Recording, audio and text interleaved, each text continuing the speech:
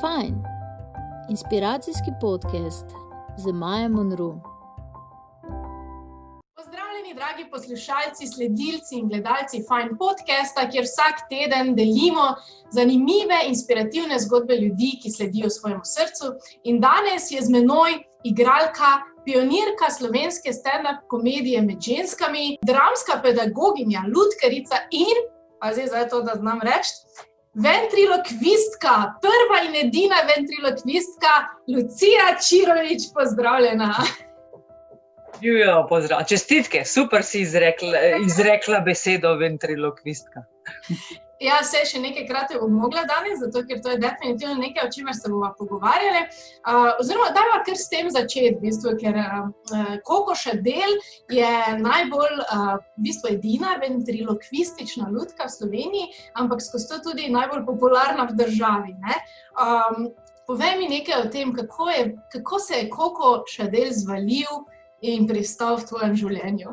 Recimo tako, stand-up delam enih 15 let na uč, s tem lutkarstvom se ukvarjam pa še več, to po moje že 25 let. In ta nek stand-up pa lutkarstvo se mi zdelo, da tako bi fajn bilo skupaj dati pa malo nadgraditi. No in sem ugotovila, da recimo, ne vem, Jeff Dunham, ne vem, če ga poznaš, to je ta, ki ima Ahmed the Death Terrorist, ne? Ja, kdo tega ne pozna. Redko kdo da ne. On je tak, da dela zelo stand-upovski ventriloquizem. No in potem sem rekla, če bi jaz to tudi naredila. No in potem sem razmišljala o tem. Potem sem pa enkrat probala v eni predstavi dodati malo tega in skotila, da to ni tako simpel. Potem sem se pa upisala na faks. V enem momentu, ko sem dramska pedagoginja, sem 15 let učila otroke gledališča pa tako, ne. In z otroki delo je super, ampak včasih otroci so, ne, včasih ti živce potegnejo ven. V enem momentu sem začutila. Samo to. Se ti imaš verjetno kakšnega svojega celo, da... Nekega nadbudnega 3-letnika, ja, in poznam to, ja. To, no, ki reče mame, to je srček, to je najljubši otrok, da nadse rada, vem, da ga boš rada vseb naredila za njega, ampak vem, da bi ga pa občasno zadavila pa razmazala po steni. Vse mi je to jasno. No in tudi pri teh, recimo jaz privat kovnem, nikoli na gledališki dramski šoli nisem zaklela. Kakšen šment pa to, ampak nakul pa tiste te grde, zato pa pač imaš verzijo sebe, primerno za mladino, da si majčkeno bolj vzgojen in da si boljši vzor. Ampak ti otroci včasih, recimo, ne vem, povej smiselen stavek, nekdo je mal umrl. Ali umreš, ali pa ne, kako mal umrl. Glavno, take so se ponavljale, postala sem majčkeno utrujena, se kako bilo fajn, ko bila jaz učenka. In sem takrat pisala na AGRFTS, na magistrski študij oblike govora. In zdaj oblike govora so pač različne oblike govora, kar že ime pove. In tja se lahko pišejo tudi kakšni pevci, ni nujno, da si igralec, da imaš prvo stopnjo narejeno. No in ko je bilo treba magistrsko napisati, sem jaz rekla mentorju, kaj pa če bi jaz ventriloquizem, ker sem gotovila, da če bom jaz imela en cilj napisati magistrsko, potem bom morda bila tako pridna, da se bom to tudi šla naučiti. Ker sem zelo samo neiniciativna. Tako, zdaj bom pa jaz sama se naučila, bom jutri, ta zelo pogosti, bom jutri. No in ko sem pa mentor je rekel, v redu, sicer ne vem, ki je už dobila material, bom našla na internetu in sem se začela učiti. In potem sem začela najprej govor, pa sem pa razmišljala o lutki. Kjera lutka bi to bila? Zdaj pa jaz v življenju sem imela toliko enih ptičev. V predstavi Gledališča z desnega žepka, predstavi Poklic opernice Mice, imam Alfreda. Alfred je krokar, lutka krokarja. In sem se zelo hitro naučila, kako se, to je zelo strokovno, kako se lutka lahko giba, brez da se razmišljam o njej. Recimo na roki je in veste, se roka giba, ker ptiči nimajo predvidenega gibanja in ta roka živi sama po sebi. In sem se zelo hitro tega navadila. Potem moj drugi ptič je kakadudu iz ribiča Pepeta. Tega premikam in mu dajem glas. In pa se ga najbolj da en ptič, ker ptiče že obvladam. In kjer ga ptiča še nimam, enega kuro ali pa petelina. In tako se je rodil Koko Šadel. Torej, v bistvu tvoja povezava z ptiči in pa na nek način tudi z lutkami, ne? In nekako ti je bilo natur in pa tudi, če zdaj malo lahko tako zaznavam, ta neko iskanje najenostavnejše, najbolj naravne poti, ne? Se pravi, da se ne mučiš preveč, da ne iščeš preveč, tako si rekla, nimaš mogoče te samodiscipline ali pa iniciative, ne? Tudi tu se lahko najdem s tabo, ne? In je super, da pa se toliko poznaš, da si lahko nastaviš pot, za katero veš, da boš nekaj, ki lahko sledila. Ne? Ker ni pa tako enostavno bilo, koliko sem prebrala v enem članku, v bistvu si večkrat bila pri kakih sprejemnih izpitih na fakultete zavrnjena, ni bilo to tako pri tebi tekoče kot, ne vem, gre komu drugemu. In kako si se s tem spopadala, povej mi, ker danes pa vseeno magistra AGRFT-ja, mislim, kapo dol, vemo, da AGRFT je en težjih akademij, bolj posebnih in kako si vseeno s to, ne samo inicijativo, vseeno to pregurala. Prvo treba reči, da AGRFT ni tako zelo težek faks, kako je težko priti gor. Ja, no, ali pa tako, no, imaš prav. Težko priti gor, ker je veliko interesa, pa malo jih vzamejo, čisto preprosto. Ženski smo pa še v slabšem, zaradi tega, ker če pogledaš vse te drame, vse je pretežno so moški. To je pa ena lepa ženska tam. In to je to. Zelo, da ne govorimo o zgodovini gledališča, ko so moški igrali ženske vloge. Tako da imaš tako manj možnosti.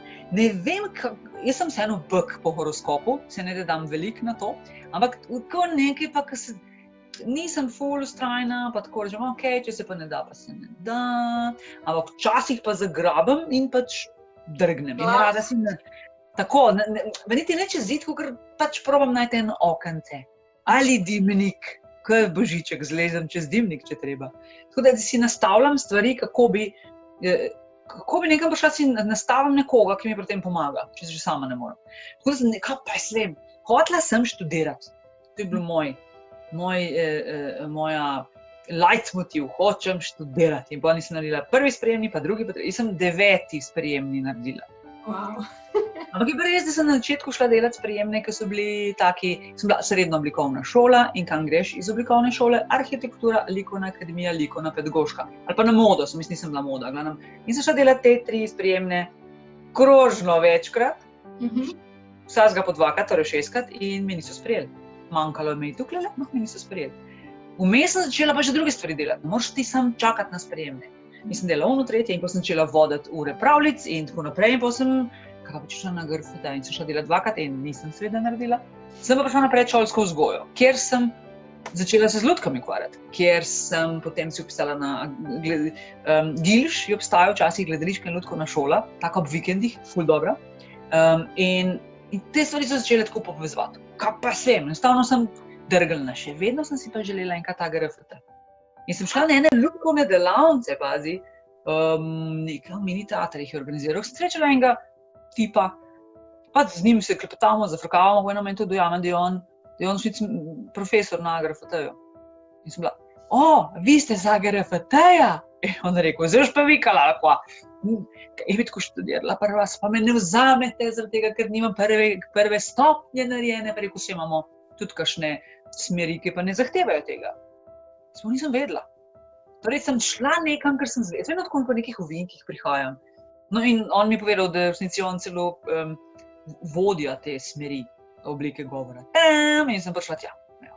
Zanimivo, ne? Mislim, kako včasih kar tako sledimo samo nekim razumskim vzorcem, ne? Ko praviš, najprej sem se vrtela samo v teh smerih, ki sem jih poznala, ne? Ampak sreči nisi obmirovala, nisi, ne, tako si rekla, ne moš pa samo biti pri miru, pa čakati, da ti pade z neba, oziroma da se enkrat že zgodi, in potem si odkrila to drugo strast, ne, se pravi, in na nek način delo z otroki in na nek način v bistvu tudi lutkarstvo, in to, da daješ lutkam življenje, je najbrž tudi nekaj povezanega s srčnim, Nikoli nisem razmišljala tako, srčnim. Kaj pa vem, meni se zdi, da prvo kariera, veš, enega otroka večno imeti v sebi, da se igra s tem. Potem moraš se rad igrati z materialom, veš, tako da bilo kaj, ki mi smo že, vem, smo se, nimam menega zdaj, ampak recimo, če imaš en listek, pa lahko, kaj si z njim da narediš in ga oživljaš. In če imaš to neko igro, moraš imeti vse. Pa jaz redko kdaj ne delam stvari, zato ki jih domislim. Jaz bolj razmišljam slabše. Jaz se moram prepustiti, ki mi same pridejo.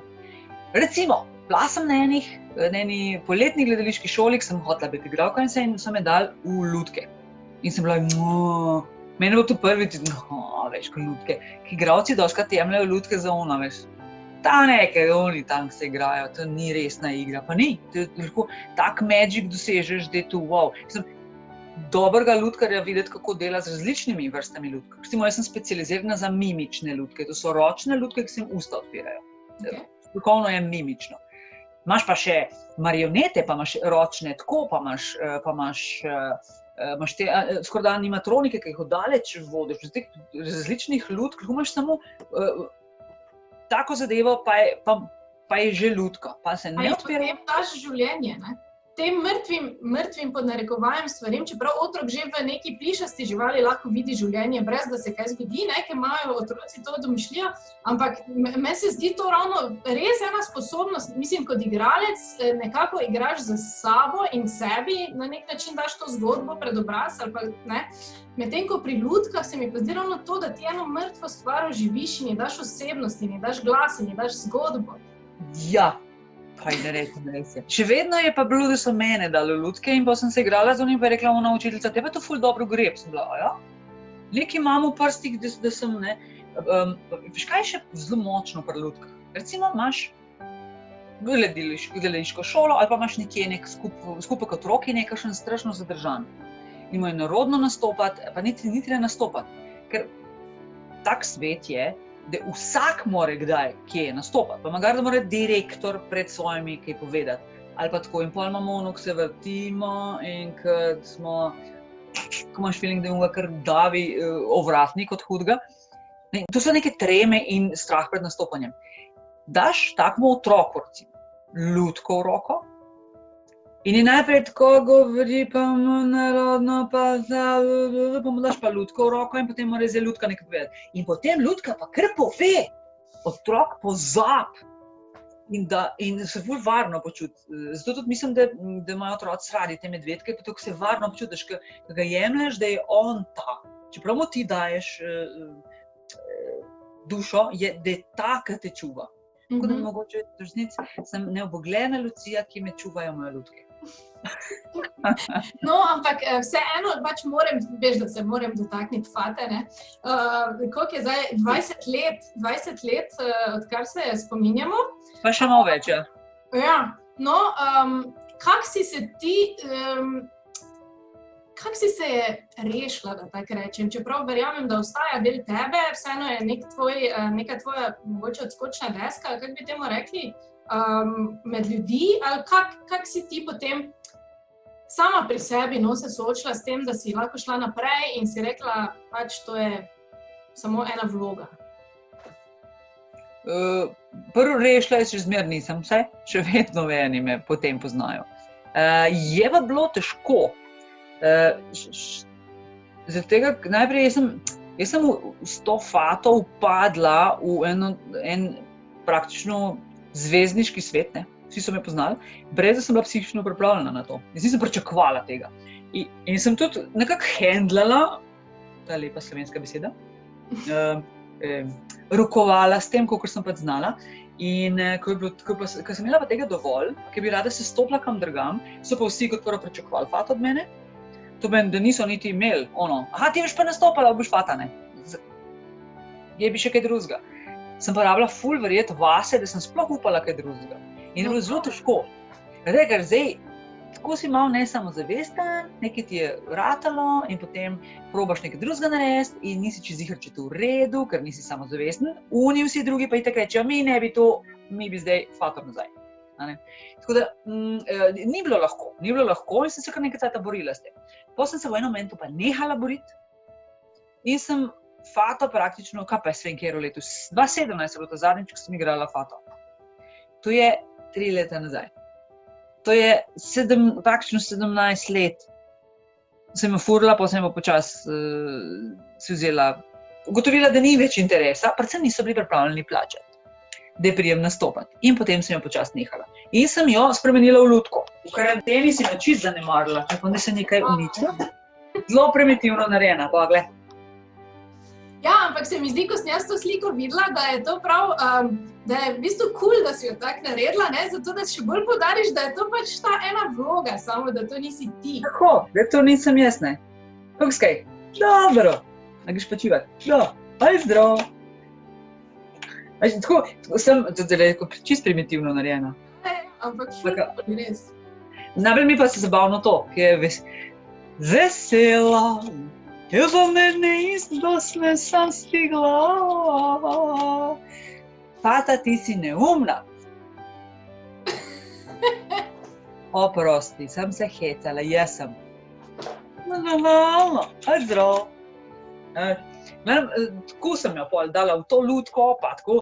Tako da fata bo večno tle, večno bo, ljudje so me sprejeli kot ta fata, je pa res, da ta novi otroci pa ne vejo, kaj to je. Na nek način si dovolila, da nekako naravno odide oziroma se pomanjša in ostane zdaj nekje je, vedno bo, tako kot si rekla, ne, če ne druga v tej sobici na kavču, ali pač kaj imaš zdaj.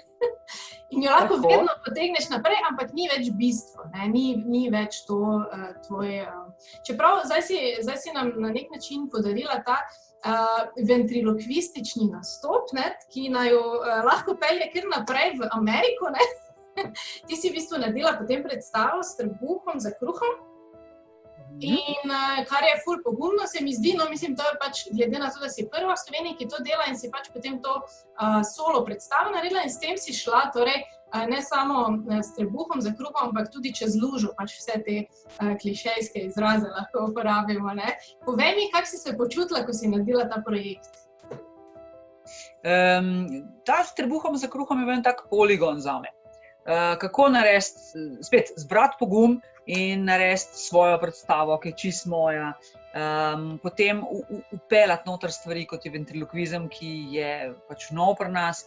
Vse se odločiti, kaj bo, kdaj, kje, kako bo šlo po vrsti, narediti si lutko in še s tem potem ljudem se čim več pokazati. Ne? Tako da je zelo zanimiv poligon in sem se veliko naučila od same predstave. Prva stvar, recimo, ne, tudi da si edini, ki znaš nekaj v Sloveniji, še ne pomeni, bilo kje na svetu verjetno, ne samo pri nas, še ne pomeni, da bodo vsi drveli, da to vidijo. Če si edini, takšno nihče ne ve. Če si jih neki ljudje, ful fajn in to je to. Tako da, v resnici, poleg tega, če imaš lutko, pričakuje, da je to otroška zadeva. Jaz imam pa kokota narejenega v resnici za odrasle, mišljeno je za odrasle. Ajde, recimo, vseeno nimam tako groznega humorja, da bi 14 plus, no, vsaj, 9. razred ali prvi letnik, tako da mehni štekajo ta humor. Tako da tudi tu sem se naučila, ker rečeš nekomu, imam predstavo, a res bo lutka? Ja, bomo prišli s celo družino. Imaš pa stare otroke? Ja, 4. To so stvari, ki sem se naučila. Druga stvar je pa, da sem potem dobila malo spet te samozavesti, tako, da ker ventriloquizem, ko si edin, ful veliko dela s tem, ves cajt moraš vaditi, je tako imaš prav v enem momentu, ali meni tega treba. Tako prav, utrujen si, ne da se ti vaditi, v prazno vaditi. Z nobenim ne moreš deliti, ne? Mislim, v bistvu se soočaš z nekimi stvarmi, ki se noben z njimi ne sooča. Ja, in mi da se lahko pogovarja cel cajt ventriloquizmu, sem razlaga, da imam jaz težavo, zato ker nekaj usta premaknem bo te, pa okej, ker ne veš, ja. Tako da je točno to. No in potem sem pa že nekaj cajt razmišljala, da bi šla, pa bi koga spoznala, ki tudi to zna. Če že ne pri nas, pa ki drugje. Ne pa sem zvedela, da obstaja ventriloquistična konferenca v Ameriki in se nekakava, če bi šla. In lansko leto, hvala Bogu, sem šla, ker to leto ne bi mogla. Tako da sem šla in sem spoznala tam 533 ljudi, ne vseeno, ampak ogromno ventriloquistov, ljudje, ki so hodili okoli z lutkami, in ki bila sem več kot 50 ventriloquističnih nastopov, od profesionalnih, odličnih, profesionalnih katastrofalno slabih, amaterskih odličnih, amaterskih katastrofa, tako res različne range in sem seveda rekla, tudi jaz bom en delček svojega s trebuhom za kruhom predstavila in sem en tak 6 minut smo imeli za nastopati, na neke vrste open micu, odprti mikrofon. Si se prijavil in si nastopil in sem se prijavila. In sem nekaj pa dosti tega in sem res vzela kokota s sabo in sem nastopala tudi v Ameriki, v angleščini seveda in je bilo zelo simpatično, dobra izkušnja, taka osvobojoča. Pa tudi, ko te ljudi srečuješ, jaz sem namreč bila zelo priden študent, jaz sem šla na vsa predavanja in zvečer, ko so bile debate dolgo v noč, jaz nisem spala po 3 ure na noč in sem bila zmatrana bolj kakor friend, ki je po tem preletu z Slovenije, pa si je vozil, ne vem, 15 ur z avionom, sva bila oba in. Ampak je bilo, tam recimo sem srečala eno, Albanka, ki je edina isto v Albaniji, ki dela to. In sem je videla nastop, reka ti, pa se ti ni treba ves cajt imeti zobe skupaj, se lahko imaš kdaj tudi, jih daš na razen. Tako, ja, že te podatek, ki tebi nič ne pove, valjda, ni treba skozi, a ne, tako da, in se ti odprejo obzorja, in je bilo super in sem imela namen, da bi mogoče to leto spet šla, ne. Tak, sem razmišljala februarja, pa celo v začetku marca, potem pa sem nehala razmišljati. Tako smo vsi nehali v bistvu razmišljati, ampak zdaj počasi spet nazaj razmišljamo, se mi zdi. Tako da, jaz bi ti samo rekla, bravo in kapo dol, res inspirativno je slišati, da si nekaj, kar si začutila, da bi lahko bilo tvoje, da si pač šla po to, veš kaj mislim, just go for it. In to se vedno splača in zato je pomembno, da v bistvu tudi delimo take zgodbe, da moreš iti, ker se vedno splača, tudi če se vmes kaj zalomi ali kakorkoli, vedno moraš iti, narediti tisto, kar začutiš, tisti vzgib trenutne, ne. Tako da, res je bilo fajn. Kaj pa bi rekla, da je do zdaj v življenju si ogromno stvari že dala skozi in tudi to, ko si rekla, sem se soočala z nekimi strahovi, bo to, ne bo to, me bojo sprejeli, me ne bojo. Kaj je za tebe največja lekcija v življenju do zdaj bila? Kaj bi delila kot svojo največjo lekcijo? Jaz imam lastnost, ki je tako, da sem pozabljiva.